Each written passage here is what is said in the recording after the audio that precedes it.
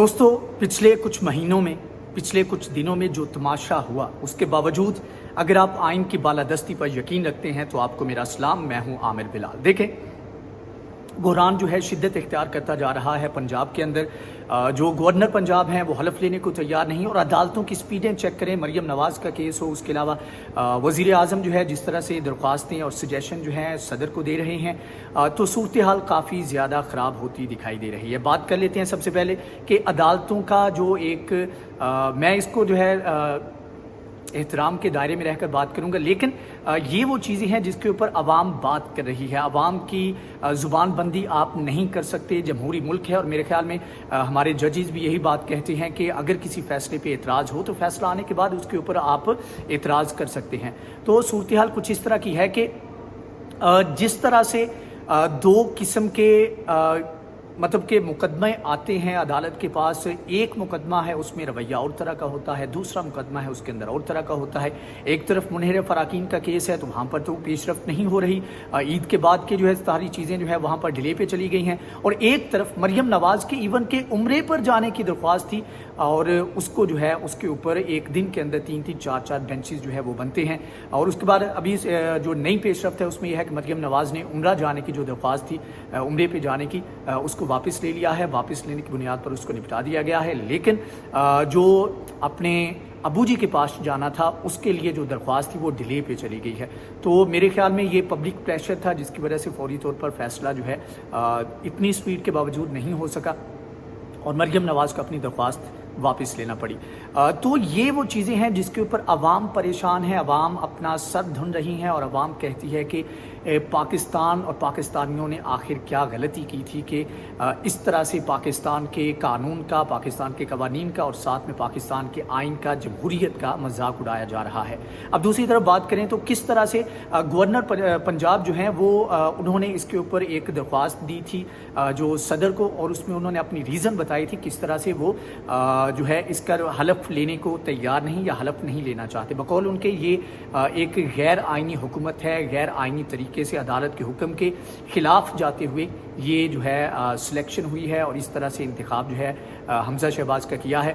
अब वज़ीर आज़म ने जब इसके ऊपर जो है वो सजेशन दी कि आप अदालत के हुक्म के मुताबिक जो है इसके ऊपर पेशरफ्त करें, तो उधर से वही लेटर जो था जो गवर्नर पंजाब ने उनको भेजा था सदर आरिफ अलवी को, तो उन्होंने उनको भेज दिया कि भाई आप ये लेटर पढ़ लें और इसमें तमाम तर चीज़ें जो हैं वो बिल्कुल वाज़ेह हैं।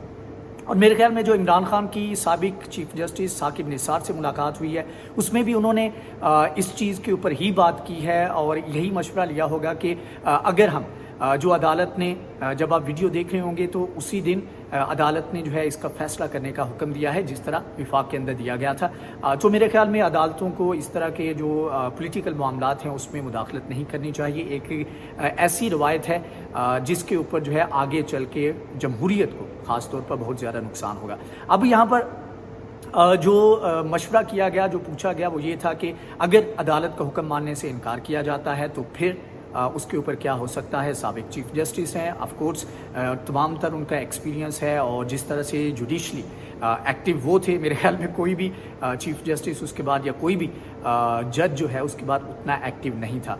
तो उन्होंने कोई मशवरा दिया होगा। अब देखें कल जो सूरत हाल बनती है उसमें बहुत सारी चीज़ें जो है वो वाज़ेह हो जाएंगी, उसमें पता लग जाएगा कि इमरान खान जो है वो क्या करने जा रहे हैं, जो उनके गवर्नर हैं वो क्या करने जा रहे हैं। और एक ऑन लाइटर नोट, ठीक है जिस तरह भी हुआ वो तो चलो तारीख़ का हिस्सा बन गया है।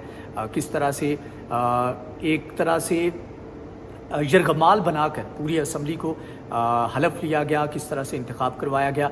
लेकिन यह है कि ज़्यादती है। कहीं पर ख़बर आ रही है कि इत्काफ़ पे बैठ गए हैं गवर्नर पंजाब, और कभी कहीं पर ख़बर आती है कि उन्होंने ईद के बाद की जो है वो बात की है कि वहाँ पर हलफ लेंगे।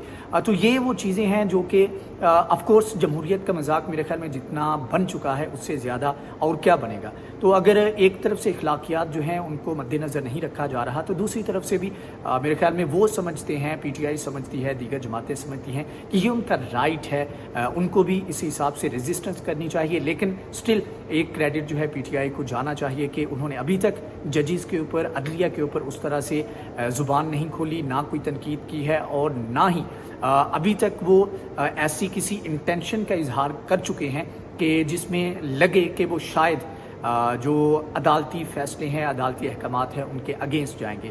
اور اس کے علاوہ ایک اور بڑے میرے خیال میں افسوسناک ہے کہ صدر وہ آئینی عہدہ جو کہ جس کو استثناء حاصل ہے، ان کے بارے میں جب بات کی گئی کہ صدر کو عزت راس نہیں آئی، تو اس کے اوپر بہت ساری لوگوں نے تنقید بھی کی اور کہا کہ جوڈیشل کو جو ہے وہ پاکستان کے اندر کیا گیا اور اس وقت جوڈیشل مارشل لا جو ہے وہ پاکستان کے اندر لگا ہے.